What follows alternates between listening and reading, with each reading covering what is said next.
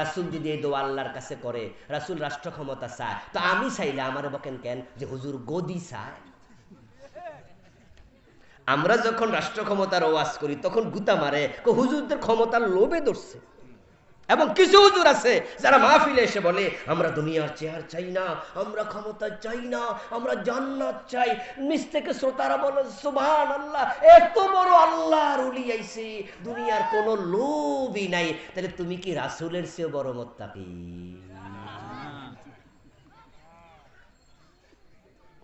রাসূল আল্লাহর কাছে দোয়া করে, আল্লাহ আমারে ক্ষমতা দাও, আর তুমি কইতেছো আমি ক্ষমতা চাই না। তুমি কোন জাতের মুত্তাকি হইছো? বরং দুনিয়ায় যারা ইসলামী রাজনীতির পক্ষে কথা বলে না, একামতে দ্বীনের কাজ করে না, সবগুলা সুবিধাবাদী মুনাফিক। এগুলো দুদিন চরম মুনাফিক। এগুলোর অন্তর বড় জঘন্য অন্তরওয়ালা। ওরা অন্তরের মালিক আল্লাহ। সিমটম দেখে বলি, আমি যদি কসমও করি আমার কসম ভাঙবে না, কারণ আমি তাদেরকে চিনি। তারা এই গত 15 বছরে জালেমদের সাথে অধিকাংশ হাত মিলিয়ে চলছে। আমরা যারা একামতে দ্বীনের পক্ষে ছিলাম, আমাদের মাহফিল বন্ধ হয়েছে। যে আপনাদের এখানেও আসতে পারি নাই, এ কটিয়া দিয়ে আসতে পারি নাই, এ পাকুন দিয়ে আসতে পারি নাই, এ কাপাসিয়া গত 12 বছর আসতে পারি নাই, নিজের বাড়ি 14 গ্রামে গত এক যোগ মাহফিল করতে পারি নাই, এ শিবপুরে আসতে পারি নাই, এ রায়পুরে আসতে পারি নাই। আরে তামাম বাংলাদেশ যদি বন্ধ হয়ে যেত, একামতে দ্বীনের কথা বন্ধ করতাম না। জেলে ঢুকাইয়া দিলে জেলখানার কয়েদিদের কাছেও বলতাম, সেখানে গিয়েও থামতাম না। কারণ নবী মুহাম্মদের জীবনের লক্ষ্য দ্বীনের বিজয়। উম্মত হিসাবে আমার জীবনের লক্ষ্য কি হবে? দ্বীনের বিজয়। যেই পর্যন্ত না বাংলার জমিনে দ্বীনের বিজয় না হবে, ওই পর্যন্ত চুপ করে থাকার কোনো সুযোগ নাই। ইমাম সামনে দাঁড়িয়েছে, ভুল করেছে, মুক্তাদি হিসাবে দায়িত্ব ইমামকে সাবধান করে লোকমা দিতে হবে। ইমাম পরের ওয়াক্তে আবার ভুল করলো, আবার লোকমা দেব, আবার পরের ওয়াক্তে ভুল করলো, আবার লোকমা দেব। ইমাম যদি বাবা হয় লোকমা মিস হবে না, কারণ ইমামের ভুল যদি না ধরি ইমামের নামাজও শেষ, আমারটাও। এখন ইমাম যে লোকমা দিলাম, এটা কি ইমামের সাথে শত্রুতা নাকি নামাজের স্বার্থে? এখন ইমাম বাবা হলো, লোকমা দেব, চতুর্থ ওয়াক্তে আবার ভুল, আবার লোকমা। দিনে 5 বার ভুল, 5 বার লোকমা। আমি এটা বলবো না, বারবার লোকমা দিলে উনি মনে কষ্ট পাবে, উনি আমার বাবা, উনাকে লোকমা দিলে উনি আমার বদদোয়া দেবে। কিন্তু আমি নামাজের স্বার্থে লোকমা দিতে থাকবো ততক্ষণ, ভুল হবে যতক্ষণ। দেশে যারাই ক্ষমতা আসবে, দিন কায়েমের শক্তি যদি তারা না হয়, দিন কায়েম না হওয়া পর্যন্ত আমাদের কথাও চলতে থাকবে, কেউ থামাতে পারবে না। নবীজি মুহাম্মদ সাল্লাল্লাহু আলাইহি সাল্লাম দোয়া করছে, ওয়াজআলনি মিন লাদুনকা সুলতানান নাসিরা, আল্লাহ তুমি রাষ্ট্র ক্ষমতা দিয়ে সাহায্য করো। আপনার কাছে আমার প্রশ্ন, এই দোয়া আপনি কদিন করছেন? ওয়াকুর রাব্বিরহামহুমা কামা রাব্বায়ানি সাগীরা। আচ্ছা, এই দোয়া করে নাই এমন মুসল্লি এখানে কয়জন আছে? বাংলাদেশে যদি 50 লাখ হুজুর থাকে, 50 লাখ হুজুরই দোয়া করছে। যদি বাংলাদেশে 16 কোটি মুসলমান থাকে, তার মাঝে বুঝ প্রাপ্ত মুসলমান রাব্বিরহামহুমা দোয়া কম বেশি সবাই করছে। ওয়াজআলনি মিন লাদুনকা সুলতানান নাসিরা, রাসূল এই দোয়া করছে, তুমি কেন করলাম? কারণ হচ্ছে নামাজের ওয়াজ করলে, রোজার ওয়াজ করলে, রাব্বিরহামহুমা কইলে মামলা খাওয়া লাগে না, জেলে যাওয়া লাগে না, চাকরি ছুটে যায় না, মাহফিল বন্ধ হয় না, রাষ্ট্র ক্ষমতা ইসলাম নিতে হবে এই কথা বললে মামলার আসামি হয়ে, ফেরারি আসামি হয়ে গোড়া লাগে। এই ইসলাম ওয়ালারা, এই আলেমেরা বাড়িতেও ঘুমাতে পারে না। আপনি সুবিধাবাদী হলে আল্লাহর কাছে আপনার ফয়সালা ভালো হবে না। নবী মুহাম্মদ সাল্লাল্লাহু আলাইহি ওয়াসাল্লাম হলেন আমাদের জন্য রেলগাড়ির ইঞ্জিনের মতো, আমরা হলাম রেলগাড়ির পিছনে ডাব্বার মতো, বগির মতো। ইঞ্জিনের সাথে যদি বগিকে লাগায়া দেন, ইঞ্জিন যাবে যেখানে, বগি পৌঁছবে সেখানে। আর যদি ভালো করে না লাগাও, ইঞ্জিন একা একা চলে যাবে, বগি পিছনে পড়ে থাকবে। এখন নবীর জীবনের লক্ষ্য দ্বীনের বিজয়, তুমিও সেটা বানাও। নবী মুহাম্মাদের সাথে হাসতে হাসতে আল্লাহর জান্নাতে ঢুকবে। আর সুবিধাবাদী হবেন, আল্লাহ ছাড়বে না। 92% মুসলমানের দেশে কোরআনের আইন কেন চলবে না রে ভাই? কেন চলবে না? ডক্টর কামাল মিয়া যখন সংবিধান লিখে 72-এ যখন সংবিধান প্রণয়ন হয়, তিনি চাইলে কি চোর ধরে হাত কাটার আইনটা ঢুকাইতে পারতো না?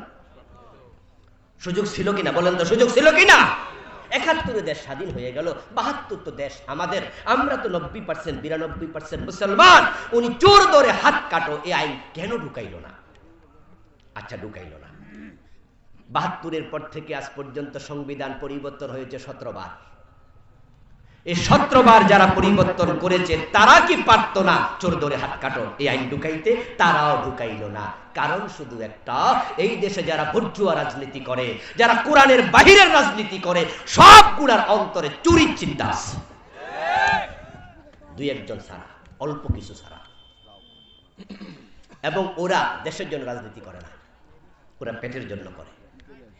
যার কারণে কয়দিন আগে আপনারা শুনেছেন যে আমাদের নেত্রী নিজেই বলেছে উনার বাড়ির ফিয়ন কত কোটি টাকার মালিক? 400 কোটি। আমি তো বলি, যদি ফিয়ন 400 কোটি টাকার মালিক হয়, বাড়িওয়ালা কত কোটি টাকার মালিক? অভাব নাই। দেশটাকে শেষ করে দিয়েছে ওরা। এসালম কোম্পানি, এসালম গ্রুপ ইসলামী ব্যাংকের 17টা না 18টা শাখা থেকে টাকা লুটপাট করে বিদেশে পাচার করেছে 80,000 কোটি। আপনাদের কাছে প্রশ্ন রাখতে চাই, 80,000 কোটি টাকার মাঝে রিক্সাওয়ালার অ্যাকাউন্ট আছে না নাই? ভিক্ষা করে টাকা জমাইছে, নিজের মেয়ে বিয়ে দেবে, ইসলামী ব্যাংকে একটা অ্যাকাউন্ট করলাম, ডিপোজিট করলাম, মাসে 500 টাকা জমা দিলাম, এমন ভিক্ষুকের অ্যাকাউন্টও আছে না নাই? সব টাকা তারা চুরি করে নিয়ে গেল। আমার দোস্ত, আমরা তো সেটাই বন্ধ করতে চাই। কুরআন যখন ক্ষমতায় আসবে, ইসলাম যখন বিজয়ী হয়ে যাবে, চুরি থাকবে না, ডাকাতি থাকবে না, চিন্তায় থাকবে না, রাহাজানি থাকবে না, নামাজের জন্য আর ওয়াজ করা লাগবে না, আজান হবে, দোকান বন্ধ হয়ে যাবে, সবাই নামাজে চলে যাবে। বছর একবার ধনীরা যাকাত দিতে বাধ্য হবে, ধনীদের যাকাত গরিবের মাঝে বন্টন করা হবে, তখন দারিদ্রতা বিমোচিত হয়ে যাবে। আমরা সবাই যে যার মতো করে শান্তিতে ঘরের দরজা খুলে ঘুমাবো, চুরি হবে না। ও আমার বন্ধু, হযরত ওমরের যুগে আমরা দেখেছি অর্ধ দুনিয়ার সম্রাট ওমর গাছতলায় ঘুমায়, বডিগার্ডের প্রয়োজন আর নাই। ইসলাম শব্দের অর্থই তো শান্তি। এখন বাংলাদেশে ইসলাম আছে কিন্তু শান্তি নাই। স্বামীর হাত থেকে বউ কাইরা নিয়া সিলেটের এমসি কলেজে 8 জনে উপর্য পরিদর্শন করেছে। আমাদের নোয়াখালীতে মা মেয়েকে একসাথে দর্শন করেছে। কোথায় নিরাপত্তা, কোথায় শান্তি? অথচ আমরা 92% মুসলমান। কেন এমনটা হবে? ইসলাম যেখানে থাকে সেখানে তো শান্তি আসার কথা। দুনিয়ার শান্তির স্বার্থে, আখিরাতে জান্নাত পাওয়ার স্বার্থে, আল্লাহর কোরআনকে বিজয় করার জন্য আজ থেকে একমত হওয়ার জন্য আপনারা রাজি আছেন না? রাজি আছেন ইনশাআল্লাহ? আচ্ছা, আমরা রাজি হলে কাল কি ইসলাম কায়েম হয়ে যাবে? এত সোজা? এত সোজা নয়। গত 15টি বছর ধরে জীবনের ঝুঁকি নিয়ে কোরআন কায়েমের কথাগুলোই তো বলেছি। কুছ পরোয়া নাই, 3 বার অ্যারেস্ট আমাকেও করেছে, কিচ্ছু আসা যায় না। 10 বার করো। ও দোস্ত, এমন আল্লাহর বান্দা বাংলাদেশে ছিল যার বিরুদ্ধে মামলার সংখ্যা 100টারও বেশি। সুস্থ মানুষ ধইরা নিয়া পিটাইয়া রিমান্ডের নামে 2 পা লুজ করে ফেলছে। 7 দিন পরে 5 দিন পরে যখন আদালতে তুলছে তখন হাঁটার বলার নাই।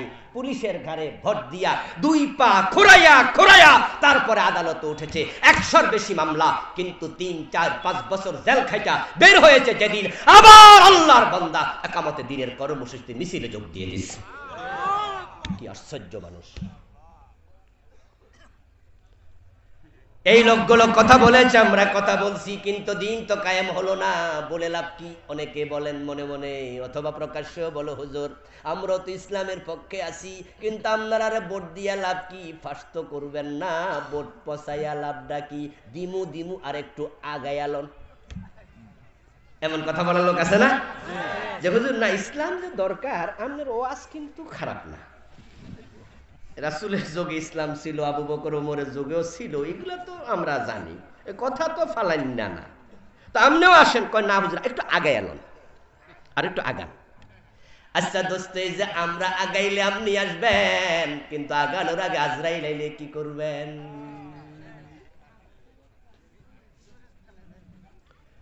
আমরা আজকের এই মাহফিলের সব মানুষ যদি কালকে একামতে দিনের পক্ষে আসি বলে আজকে একমত হয়ে যাই, পরশু ইসলাম কায়েম হবে না, এত সোজা নয়। কিন্তু এরপরও আমরা সবাই একামতে দিনের পক্ষে কেন আসতে চাই? আল্লাহর কাছে আমি যখন যাব, তখন রাসূলের জীবনের লক্ষ্যের সাথে আমার লক্ষ্য মিলাইয়া যেতে চাই। হাশরের ময়দানে আল্লাহর সামনে যখন হাজির হব, যে কথা আপনি বলবেন, যে কাজ করবেন, সকল কথা সকল কাজ রেকর্ড করার জন্য আমল নামার রেকর্ডার আপনার ঘাড়ের ভিতরে আছে না নাই? প্রতিটা কথা রেকর্ড হয়। মা ইয়ালফিযু মিন কাউলিন ইল্লা লাদাইহি রাকীবুন আতীদ। এই যে আপনারা আজকে কিয়ামতের দিনের পক্ষে হাত তুললেন, কথা বললেন, আওয়াজ করলেন, আপনার শব্দ কি রেকর্ড হয় নাই? আমি যে বলছি আমার শব্দ কি রেকর্ড হয় নাই? আমার রব কিয়ামতের ময়দানে এগুলো যখন বাজাবেন, এগুলো যখন আওয়াজ করে উঠবে, সেদিন আমি বলবো, আল্লাহ, বাংলাদেশ ইসলাম কায়েম হয় নাই, তবে আমি কিন্তু কোরআন কায়েমের পক্ষের কর্মী ছিলাম, তুমি আমলনামায় দেখো। আপনার আমার নাজাত, আপনার আমার জান্নাত দিন বিজয়ের সাথে সম্পৃক্ত নয়। যদি দিন বিজয়ের সাথে আমাদের জান্নাত সম্পৃক্ত হতো, তাহলে মা খাদিজা জান্নাত পাইতো না, কারণ তিনি মক্কায় যখন মারা যান তখন দিনের বিজয় হয় নাই।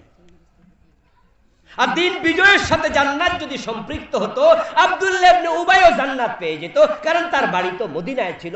দিন বিজয় সে দেখেছে, কিন্তু খাদিজা জান্নাত পেয়েছে, আব্দুল্লাহ ইবনে উবাই পায় নাই, কারণ আমল আমল আমল। দিন বিজয় হয়নি মক্কা, কিন্তু খাদিজা দিন বিজয়ের পক্ষের লোক। দিন বিজয় হয়েছে মদিনায়, আব্দুল্লাহ ইবনে উবাই দিন বিজয়ের বিপক্ষের লোক। যার যার আমল তার তার কবর। বাংলার এই জমিনটাকে আমরা আল্লাহর দিন বিজয়ী হবে দেখতে চাই। আল্লাহ তাআলা বলছে, ওয়ালাউ কারিহাল মুশরিকুন, আমি দিন বিজয়ের জন্য নবী পাঠাইছি, তবে যারা মুশরিক তারা দিন বিজয় পছন্দ করবে না। ওয়ালাউ কারিহাল মুশরিকুন, দিন বিজয় মুশরিকদের কাছে পছন্দ না। আজকের এই মাহফিলে দিন বিজয়ের ওয়াজ শুনে এমন কেউ যদি শ্রোতা থাকেন যে আপনার ওয়াজটা ভালো লাগে নাই, তাহলে আপনার কলবের মাঝে শিরিক ঢুকে গেছে। যারা মুশরিক তারা দিন বিজয়ের ভালো লাগে না, দিন বিজয়ের কথা পছন্দ করে না। যাদের অন্তরে দিন বিজয়ের কথা শুনলে ভালো লাগে না, আপনি মুশরিক। আমার প্রিয় ভাই, আমি একটি বিষয় যদি প্রশ্ন করি, আশা করছি সবাই একমতই হবেন। আচ্ছা, আপনারা সুদের পক্ষে, ঘুষের পক্ষে কেউ কি আছেন? থাকলে একটু হাত তোলা দেন তো। নাই, থাকার কথা না। আচ্ছা, এই যে 52 বছর 53 বছর বাংলাদেশের বয়স, সুদের বিরুদ্ধে হুজুররা ওয়াজ করে নাই? সুদ বন্ধ হয়েছে? ঘুষ বন্ধ হয়েছে? আচ্ছা, সিনেমার বিরুদ্ধে হুজুররা ওয়াজ করে নাই? সিনেমা বন্ধ হয়েছে? আচ্ছা, পর্দা করার জন্য আলেম ওলামারা ওয়াজ করে নাই? পর্দা কায়েম হয়েছে? মদের বিরুদ্ধে, ফেন্সিডিলের বিরুদ্ধে কি ওয়াজ যে হুজুররা করলো! শুধু হুজুররা না, মাদকের বিরুদ্ধে এসপি ওয়াজ করে, ডিসি ওয়াজ করে, এমপি ওয়াজ করে, মন্ত্রী ওয়াজ করে। সংসদ ভবনের দাঁড়াইয়া আমাদের সাবেক স্বরাষ্ট্রমন্ত্রী আসাদুজ্জামান খান কামাল সাহেব, উনি বলেছে মাদকের ব্যাপারে সরকারের মূলনীতি জিরো টলারেন্স, কোনো ছাড় নাই, ডাইরেক্ট গুলি করে দাও মাদক ব্যবসায়ীদেরকে। ছাড় নাই অতটুকু বলেছে, গুলির কথা গোপনে গোপনে কইছে, এটা তো আর প্রকাশ্যে বলা যাবে না, আইনের ব্যাপার। এই জন্য আমরা দেখেছি জিরো টলারেন্স নীতি ঘোষণা করার পর থেকে রাস্তাঘাটে মাদক ব্যবসায়ী পাওয়া গেছে সপ্তাহখানেকের মতো, 1 ডজনের উপরে বড় বড় মাদক ব্যবসায়ী মরে পড়ে আছে। আমাদের কক্সবাজার অঞ্চলে একজন বড় ইয়াবা ব্যবসায়ী আছে, তার নাম ছিল বদি। পত্রিকায় দেখলাম যে যখন বিভিন্ন জায়গায় মাদক ব্যবসায়ী গুলি খাইয়া রাস্তায় পড়ে আছে, তখন ইয়াবা বদি ওমরা হজ পালনে সৌদি আরব গেছে। পত্রিকার হেডলাইন, আমাদের বদি সাহেব ওমরা পালন করছেন সৌদি আরবের ছবি। অর্থাৎ উনি যখন দেখলেন চারদিকে গুলি খাচ্ছে, র্যাব গুলি করতেছে, মনে মনে ভাবছেন নিঃসন্দেহে র্যাব নিজ উদ্যোগে এটা করে না, অবশ্যই সরকারের ইশারা আছে, তাহলে আমিও তো এই কাম করি। র্যাবের মাঝেও তো আল্লাহরে ভয় করে এমন 2-4 জন আছে, চান্স পাইলে কোন জায়গায় মেরে দেয়, এর সে বালা ওমরায় চলে যায়। আচ্ছা, উনি ওমরায় চলে গেলেন এবং পরবর্তীতে গোয়েন্দা বিভাগের রিপোর্ট, এই ইয়াবা বদির বিরুদ্ধে সরকার তাকে পরবর্তীতে নমিনেশন দেয় নাই। ওর এলাকায় আমি মাহফিল করেছি একাধিকবার, ওকে নমিনেশন দেয় নাই, কিন্তু আমি গিয়ে শুনি নমিনেশন দিছে ওর বউরে।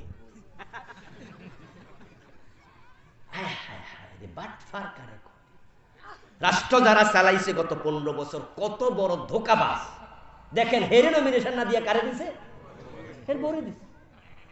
আরে আজিব তো, ওখানকার ফলাফান স্লোগান বানাইছে, লাউয়ের বদলে কদু, বদির বদলে বধু।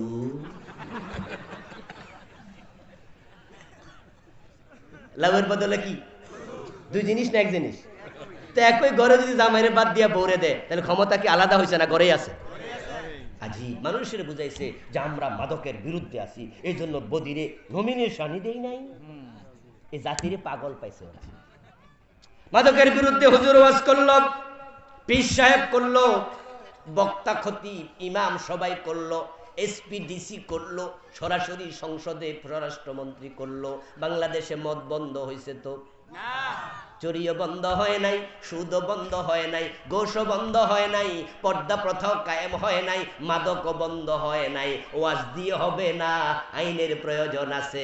ওয়াজ দিয়ে যদি হতো তাহলে নবী মুহাম্মদকে আল্লাহ বলতো, রাসূল চুরি করলে চোরের দইরা আপনি 10 মিনিট ওয়াজ কইরা দেন, হাত কাটার আইন প্রয়োজন ছিল না। রাসূলের ওয়াজের সে আসর করবে এমন ওয়াজ করার ক্ষমতা দুনিয়ার কারোই নাই। কিন্তু আল্লাহ তো বলে নাই শুধু ওয়াজ করেন, আল্লাহ বলছে হাত কেটে দেন। যদি ওয়াজ করলে মাদক বন্ধ হতো, নেতারা এসে মাঝে মাঝে মাহফিল কইতো, হুজুর এলাকার যুবকেরা মাদক সেবী হয়ে যাচ্ছে, যুব সমাজকে বাঁচাতে হবে, আপনার কাছে অনুরোধ 10টা মিনিট হলো মাদকের বিরুদ্ধে ওয়াজ করবেন। ও দোস্ত, ওয়াজ করলে যদি মদ বন্ধ হতো, ওমরের চেয়ে বেশি ওয়াজ তো আমরা কেউ জানি না। ওনার ছেলেরে 80 বেত না দিয়া ওমর তো 20 মিনিট ওয়াজ করার কথা, কিন্তু ওমর তো ছেলেকেও 80 বেত দিছে। এতে বোঝা যায় ওয়াজ দিয়ে শুধু হয় না, ওয়াজের সাথে সাথে আইনের প্রয়োজন আছে না না? শুধু ওয়াজ দিয়ে হবে না, আইন লাগবে, আইন। বাংলাদেশ ওয়াজ আছে, আইন নাই। বরং মাদকের বিরুদ্ধে যারা ওয়াজ করতে আসে এই নেতাগুলা, আমি দেখছি যে ওরা বড় বাটফার। কেমনে বাটফার? যে তারা ক্ষমতায় 53টা বছর মাদকের বিরুদ্ধে মাহফিল আইসা যে ওয়াজটা ছাড়লো, সংসদে যেটা ছাড়লো, শুই না তো আমাদের হৃদয় বিগলিত হয়ে যায়। মাশাআল্লাহ, আমাদের নেতা তো মাদক বিরোধী, কিন্তু রাষ্ট্রীয় যে একটা অধিদপ্তর বানাইছে, এটার নাম দিছে মাদক নিয়ন্ত্রণ অধিদপ্তর। আচ্ছা, নিয়ন্ত্রণ দরকার না নির্মূল দরকার? বুদ্ধি কত বাটফার কারে কর। এই ড্রাইভার, গাড়ি নিয়ন্ত্রণে চালাও। গাড়ি যখন 80-তে 90-তে চালায় তখন আমরা বলি এই নিয়ন্ত্রণে চালাও। নিয়ন্ত্রণ মানে কি বন্ধ নাকি ধীরে ধীরে? তো ওরা বানাইছে মাদক নিয়ন্ত্রণ মানে কিছু কিছু খাও।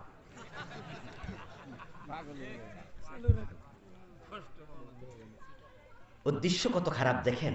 ওরা গরিবের পোলা মদ খাইলে জেলে দেয়, আর ধনীর পোলার খাওয়ার জন্য 5 স্টার হোটেলে মাদকের অনুমতি দেয়। শেরাটন, রেডিসন এবং আমাদের বড় বড় হোটেলগুলো ঢাকাতে আছে, ওগুলো তো মদের বার আছে না নাই? আচ্ছা, সেখানে পুলিশ অভিযান চালাইছে কয়দিন? ওখানে কয়জন মাদক সেবী ধরতে গেছে? বরং 5 স্টার হোটেলগুলোতে সবগুলো মাদকের লাইসেন্স দেয়া আছে। শুধু মদ খায় না, সেখানে মদ খাইয়া বেডি নিয়ে লাফাবে, সেখানে ড্যান্স ক্লাবও আছে। গরিবের ছেলে মদ খাইলে জেলে দিবা, ধনীর ছেলে মদ খাইলে সেলুট দিবা। এক দেশে দুই মুখী আইন দিয়া কিয়ামত পর্যন্ত মাদক বন্ধ করতে পারবা না। যদি নবী হযরত ওমরের মতো আইন করে ফেলো 80 বেত লাগাতে হবে, নিজের ছেলেকেও ছাড় দেয়া যাবে না। 80 বেতের আইন যদি চালু করা হয়, 6 মাস যদি 80 বেত লাগায়, সেটা টেলিভিশনে প্রচার করবে, ইউটিউবে ভিডিও আপলোড করবে, পত্রিকার হেডলাইন বানায়া দেবে, কেমনে পিটা জাতিকে দেখাবে। তাহলে 6 মাস পরে বাংলার সীমানায় মাদক সেবী খুঁজে পাওয়া যাবে না। মাদকের কথা মনে হলে ঠান্ডা পানি খেতে বাধ্য হবে। ঠেলার নাম বাবাজি। আচ্ছা, ওরা চোর ধরে হাত কাটে না, কিন্তু জিজ্ঞাসা করবেন তো কেন হাত কাটেন না? আপনারা চুরির পক্ষে? বলবেন না না না, তো হাত কাটেন না কেন? হাত কাটলে ভাত খাইব কি দিয়া? আজীব তো, চোরের হাত কাটবে টেনশন আপনার কেন? আরে চোর ভাত খাইবে কি দিয়ে নিয়ে আপনার টেনশন কেন? হাত তো আর আপনার কাটবে না। আসলে টেনশন হওয়ার কারণ আছে, আয়নার সামনে দাঁড়াইলে আয়নার ভিতরে নিজেই চোর দেখে। মাদক নির্মূল করবে না, মাদক নিয়ন্ত্রণ করবে, 80 বেতের আইন করবে না। এর কারণ হচ্ছে তারা জানে 80 বেত যদি আইন করা হয়, এদেশে অনেক নেতার ছেলেদের পিঠের চামড়া থাকবে না।